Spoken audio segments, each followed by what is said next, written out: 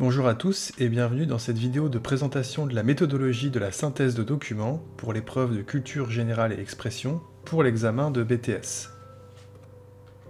L'épreuve de culture générale est un écrit de 4 heures, qui est composé de 2 exercices notés sur 60 points. La synthèse de documents que nous allons détailler aujourd'hui est notée sur 40 points, et l'écriture personnelle est notée sur 20 points. Vous devez toujours commencer par la synthèse et terminer par l'écriture personnelle. Quel est le thème de cette épreuve? En culture générale, pour l'examen, il y a toujours 2 thèmes, un ancien et un nouveau. Pour la session 2022, les thèmes sont de la musique avant toute chose, qui est l'ancien thème, et dans ma maison, qui est le nouveau thème. Il ne faut pas faire de pari sur le thème qui pourrait tomber à l'examen. Le thème est toujours indiqué sur le sujet, il est facile à repérer, et le thème de l'écriture personnelle est relatif à la synthèse. Ils portent donc tous les deux sur le même thème, soit l'ancien, soit le nouveau. Alors la synthèse de documents, de quoi s'agit-il? C'est une confrontation objective structurée des documents d'un corpus s'inscrivant dans un thème du programme. Il y a 3 principes observés. Tout d'abord la confrontation, c'est-à-dire mettre en évidence des idées communes, des nuances, des oppositions entre les documents. La reformulation, être capable de restituer ces idées sans les paraphraser, les séparer entre documents ou les citer à outrance. Et enfin la structure, c'est-à-dire faire une introduction, un développement, une conclusion, et un plan organisé autour des idées du corpus. À titre d'exemple, voici les documents du sujet 2021. Alors comment se compose le corpus de la synthèse? Tout d'abord, il s'inscrit forcément dans l'un des 2 thèmes au programme. Ensuite, les documents, on trouve généralement 3 textes, 2 textes dits d'idées et un texte littéraire, et généralement un document iconographique qui peut être un dessin, un tableau, une photographie, une affiche, etc. Attention, cette composition n'est pas fixe, elle peut changer d'une année sur l'autre. Pour la synthèse de documents, les documents ont une place essentielle.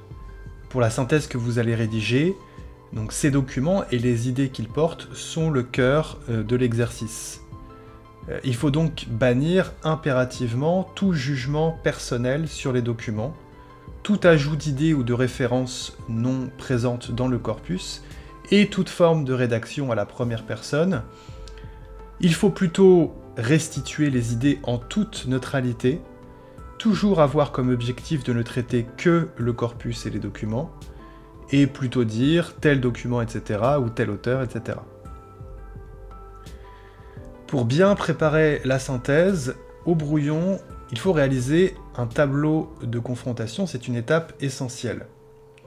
Alors, voici un exemple de tableau de confrontation qu'on peut reproduire sur un brouillon, avec différentes lignes, pour indiquer nature, auteur, titre, date, donc ça ce sont les informations essentielles du document.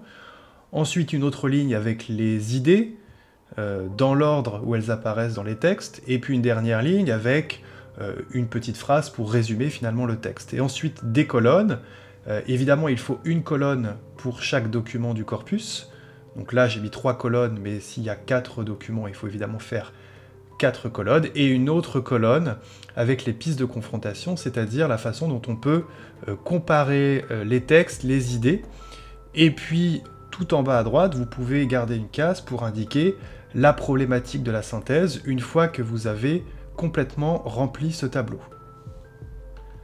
L'introduction de la synthèse, c'est une étape essentielle. Elle va structurer votre écrit, et c'est l'introduction qui donne une première impression qui est très importante. Alors il y a plusieurs étapes à respecter. Commencez par une phrase qui rappelle le thème global de l'épreuve.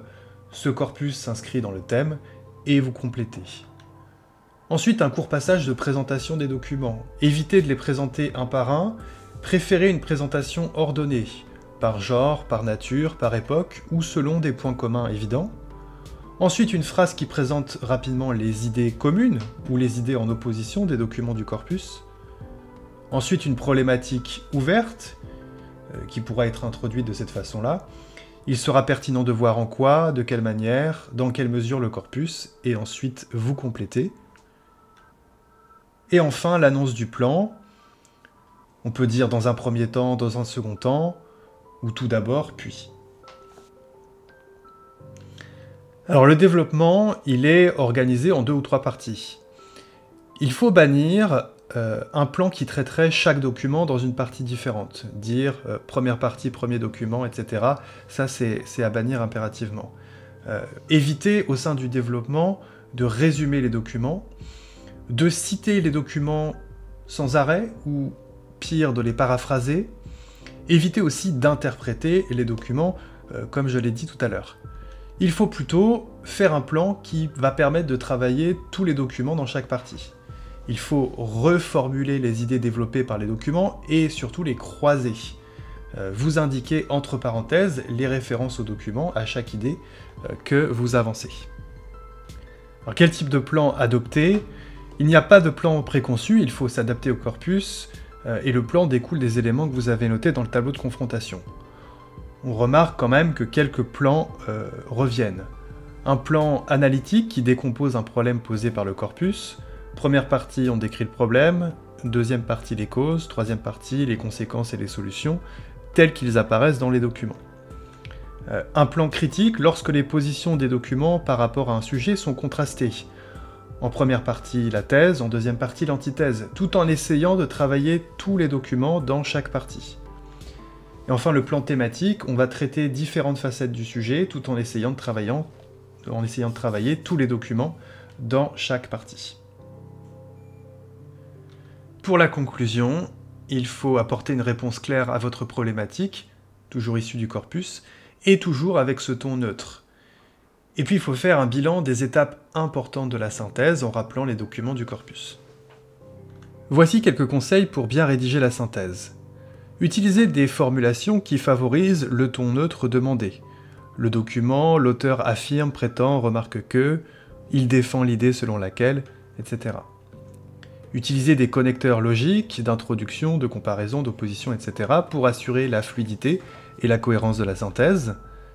Partez toujours d'une idée commune, puis croisez les documents en indiquant les ressemblances, les nuances ou les contrastes. Exposez en début de partie l'idée directrice de celle-ci, faites un rapide bilan à la fin de la partie. Comment bien gérer son temps pour cette épreuve? La synthèse de documents est toujours à faire avant l'écriture personnelle qui demande à peu près 1h30 de travail. Je vous propose cette organisation du temps.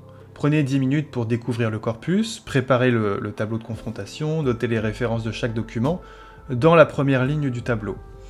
Ensuite, 25 minutes de lecture active des documents, stabilo en main.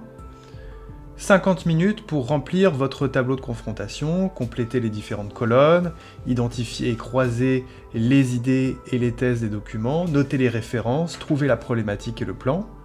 70 minutes pour rédiger la synthèse soigneusement au propre. Et puis 5 minutes pour vous relire.